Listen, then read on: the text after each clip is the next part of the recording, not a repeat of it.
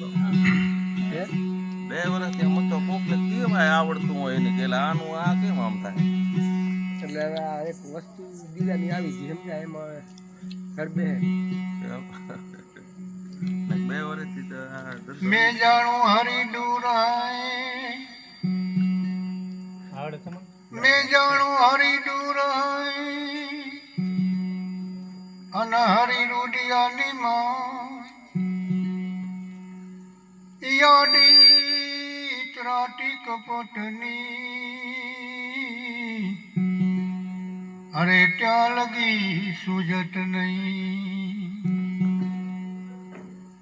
खुदा को क्या ढूंढता है અને खुदा तेरी पास પણ पास है पता नहीं अरे जैसे फूलन में बास. સતગુરુદેવની આપણે થોડી સત્સંગની વાત કરીએ બરોબર. કારણ કે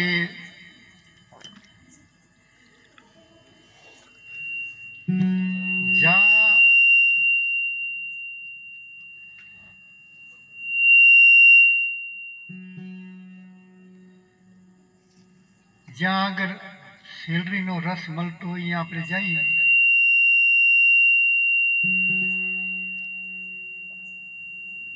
તો ત્યાં આગળ જઈને આપણે શું માગીએ?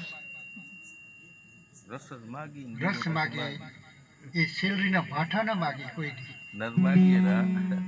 સમજવાની વાત છે.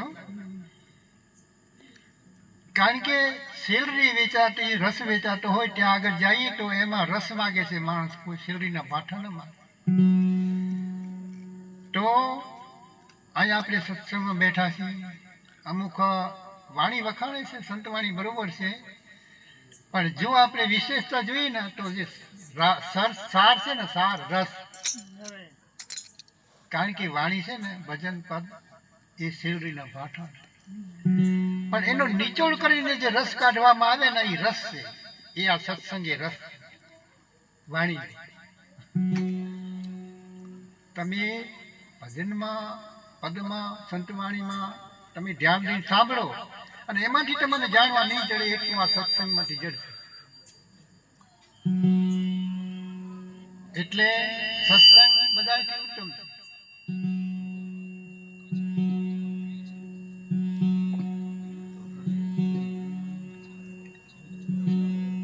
જપ તપ યોગ તો પૂર્ણ કાળે ફળે, પણ તટ ફળે આ સત્સંગ. સત્સંગ છે ને એનું ફળ તરત મળે છે માણસને.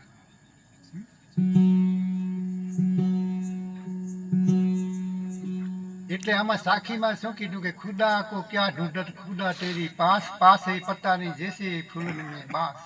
હવે ફૂલને આપણે જોઈએ ને તો એની બાસ છે ને સુવાસ એ દેખાય નહીં, એ દેખાતી નથી. ફૂલ દેખાય. કેમ કે એનું સૂક્ષ્મ રૂપ છે, જેની સુગંધ છે ને એનું સૂક્ષ્મ રૂપ છે, દેખાતું નથી. ફૂલનું સાકાર છે.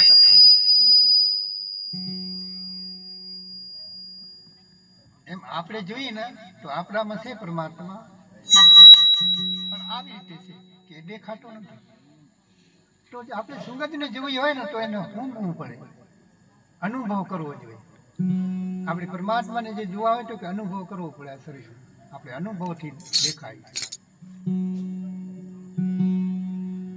એટલે કાયાનો ઘડનારો છે ને ઘટમાં છે આપણા શરીરમાં, પણ એને જોવાની દ્રષ્ટિ આપણામાં નથી. આ દ્રષ્ટિથી ન દેખાય. અંતરની બીજી દ્રષ્ટિ છે નુરત ને સુરત. નુરત ને સુરત બે દ્રષ્ટિ છે. નુરત છે ને એ આંખે અને સુરત કાને વસે. નુરત ને સુરત એના સથાન, અને એ શું પકડે છે, શું પારખે છે? શબ્દ. નૃત્ય નિરખે સુરતામાં પારખે, જે કે શબ્દ કોઈ સંતો બોલે એમાં નૃત્ય ને સુરત કામ કરે છે. તો અંદર આપણે સૂક્ષ્મ રીતે જોવા જાય ને તો નૃત્ય ને સુરત દ્રષ્ટિ છે, એનેથી જોવું પડે કે અંદર આ દ્રષ્ટિથી ન દેખાય. આ દ્રષ્ટિમાં તો ભેદ ઘણો છે, કારણ કે આ દ્રષ્ટિમાં ખૂબ પાપ ને દોષ જોયા હોય એટલે આ દ્રષ્ટિથી ભગવાન ન દેખાય. કારણ કે એક ઠેકાણે એક ગાય હતી, એમાં 3 દાણા જોયા, વાળા 3 ભેદ પડે છે આ દ્રષ્ટિમાં સમજવાનું. એક ગાય ઉગી હતી, એમાં 3 દાણા જોતા હતા, એક મોતી હતો, એક બ્રાહ્મણ હતો અને એક ખાટકી હતી. એક જ ગાયમાં 3 દ્રષ્ટિ થઈ રહી છે.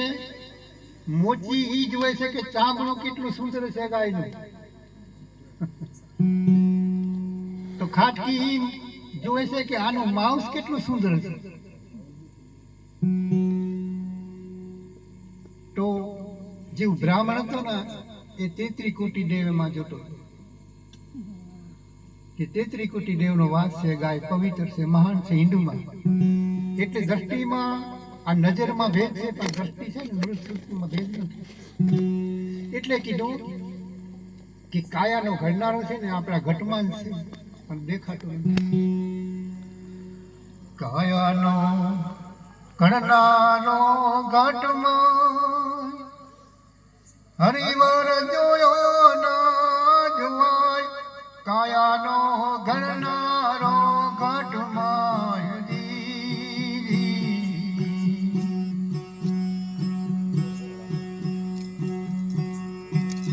બગાડો ઠોકર.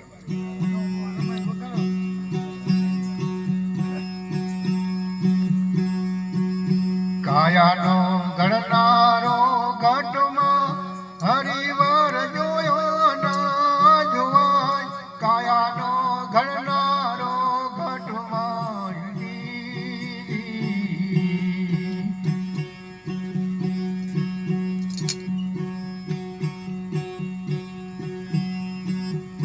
તીખું ને ટૂરું જાણવા વાળું એક ટાબડું છે મુખમાં.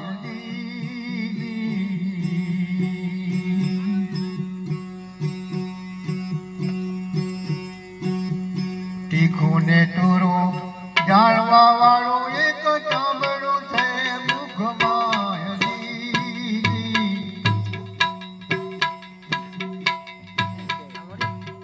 હોઠ જેના જો છેટા રહે તો હોઠ જેના જોઈ.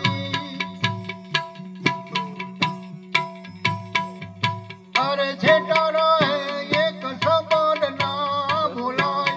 કાયાનો ઘડનારો ઘટમાન.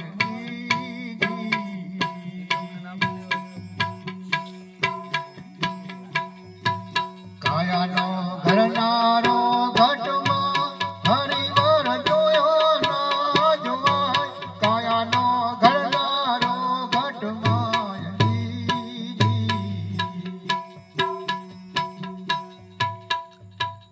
થોડી આપણે વાત કરશો તો વાંધો નહીં, કારણ કે એકલો નથી ગાતો, બરાબર મારો અભ્યાસ જ આ છે. એટલે હું તમારા કને કહું છું ને કે તમને બરોબર ગમે તો આપણે ચલાવશો ને કા. બરાબર. તીખું ને ટૂરું જાણવા વાળો એક ચામડું છે મુખમાં. આંખ છે ને એ રસના પારખે, એ જીભ પારખે. 5 ઇન્દ્રિય કર્મ ઇન્દ્રિય, 5 જ્ઞાન ઇન્દ્રિય. એ હવનું કામ હું કરે, ઓલાનું કામ ઓલું ન કરે. કારણ કે દેખવાનું કામ જીભ કરે ના કરે. જીભ તો રસ ને પારખવાનું, રસ લેવાનું કામ કરે. એટલે તીખું ને ટૂરું જાણવા વાળું એક ચામડું છે મુખમાં. પણ હોઠ જો છેટા રહે, હોઠથી છેટી રહે ને તો શબ્દ ન બોલાય. બધું મેળે મેળે હોતો જ બોલાય ને. કારણ કે જીભ અમૂલ્ય છે આપણા મુખની અંદર. ભગવાને જીભ દીધી છે એટલે બોલવું તો પડશે ચોક્કસ, પણ કેવું બોલવું એ તમારી ઈચ્છા છે. ભગવાને હાથ આપ્યા છે તો લેવું દેવું કરવું પડશે. કેવું લેવું દેવું છે એ તમારી ઈચ્છા છે. ભગવાને આંખ દીધી છે જોવા માટે, તો શું તમારે જોવું છે એ તમારી ઈચ્છા છે. ભગવાને ખાવા માટે મુખ દીધું, પણ શું ખાવું એ તમારી મરજી. અમુક જણા એમ કહે છે કે ભગવાન કરે લેખ હશે, ભવિષ્યમાં માંડ્યું હશે, એમ થશે. એમ નથી. ભગવાને તમને મનુષ્ય અવતાર સ્વતંત્ર આપ્યો છે, સ્વતંત્ર સાધન પણ આપ્યા છે. જોઈ લો, આ તમે અનુભવ કરી લો એમ કે આ બધા સાધન, 8 સાધન તમારા આ દીધેલ છે. હાથ, કાન, આંખ, મુખ, જીભ, પગ. તમારે હાલીને ક્યાં જાવ છે તમારી ઈચ્છા. તારે તમારે હાથે તમારે શું લેવું દેવું છે, આંખે શું જોવું છે, મોઢે શું બોલવું છે, કાને શું સાંભળવું છે એ તમારી ઈચ્છા પડે એમ કરો છો તમે. મનુષ્ય અવતાર સ્વતંત્ર છે. કાયાનો ઘડનારો ઘટ માય. કારણ કે સુતાર છે ને લાકડાનો ઘડનારો એના ઓજાર દેખાય અને હુતારી દેખાતો હોય આપણે. અને લોઢાને ઘડનારો લુહાર છે એના હથિયાર એરાના હથોડી સીણી અને પોતે લુહાર પણ દેખાતો હોય. સોની એ પણ ઘડતો હોય તો દેખાય. પણ આ કાયાનો જે બનાવનારો છે ને કારીગર એ કોઈને દેખાતો નથી, એના હથિયારે નથી દેખાતા. વિચાર તો કરો કેટલી કળા આની છે. ક્યાં બેઠો બેઠો આ સુંદર કાયાને ઘડીએ છે. આ સુંદર કાયા એક એક હવે એક એક આ મનુષ્ય દેહમાં જે એક સાધન આપ્યું છે ને અમૂલ્ય સાધન છે.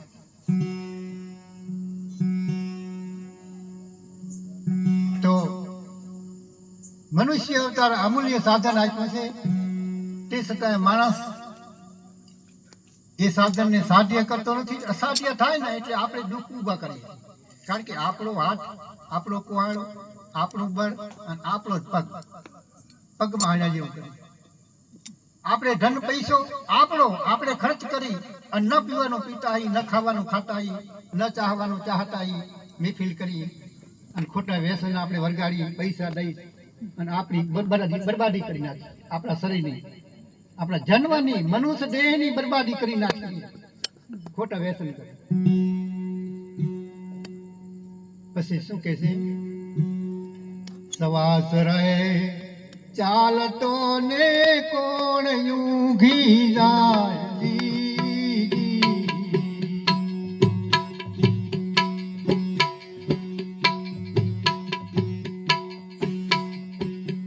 સવાસ રહે ચાલતો ને કોણ ઊંઘી જાય.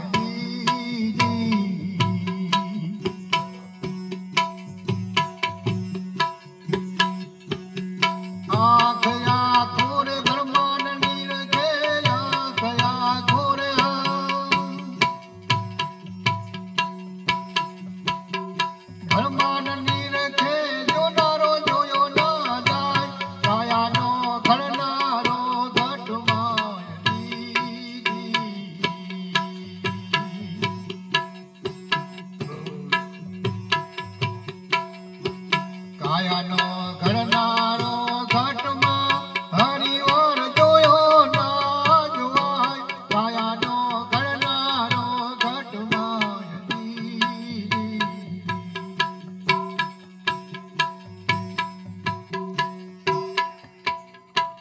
કોઈએ પ્રશ્ન પૂછો કે આ જગતમાં આંધળા કેટલા? કે 3 જણ. એક કામી, ક્રોધી અને અહંકાર. આ 3 જણા સાવ આંધળા.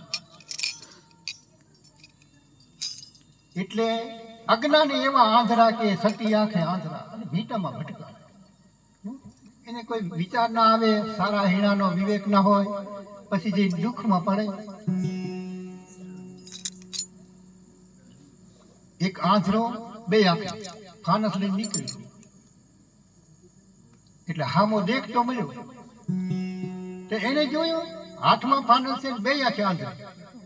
તો ઓણે કીધું કે ભાઈ તારા ફાનસ કેમ રાખ્યું? તું હું 2 આંખે તો આંધળો છું, તો આ ફાનસ કયા હાથમાં? એટલે ઓણે કીધું આંધળે કે ભાઈ હામો દેખતો ના અબકાય ના, દેખતો ના અબકાય એટલે આ મેં ફાનસ હાથમાં રાખ્યું છે. હે કે હા, તો બરોબર. એમ કે આગળ વધ્યો તો આમ થોડી ગોલાઈ આવીને હામોથી બીજો આવીને ભટકાઈ ગયો.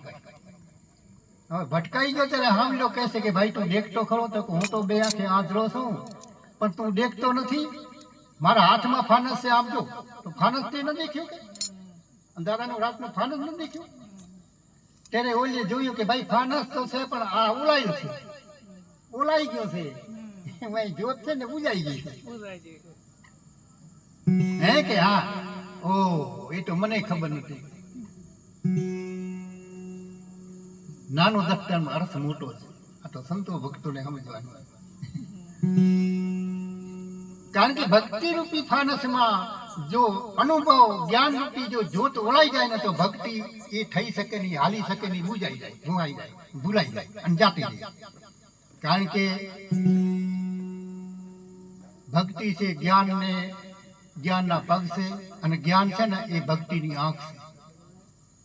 ભક્તિમાં જ્ઞાન ના હોય ને તો ભક્તિ ના ચાલી શકે કોઈ દી. જ્ઞાન આવવું જોઈએ. ભક્તિ સકલ ગુણ ખાની, સત્સંગ વિના ના પાવીએ પ્રાણી. પૂર્ણ સત્સંગ હોય ને તો જ ભક્તિ ખીલી શકે અને હાલી શકે, ના હાલી શકે. એટલે કીધું કે શ્વાસ રહે ચાલતો કોણ ઊંઘી જાય? કારણ કે માણસ સૂતો હોય તો શ્વાસ તો ચાલુ હોય છે, તો ઊંઘી કોણ જાય? કે મન સુવે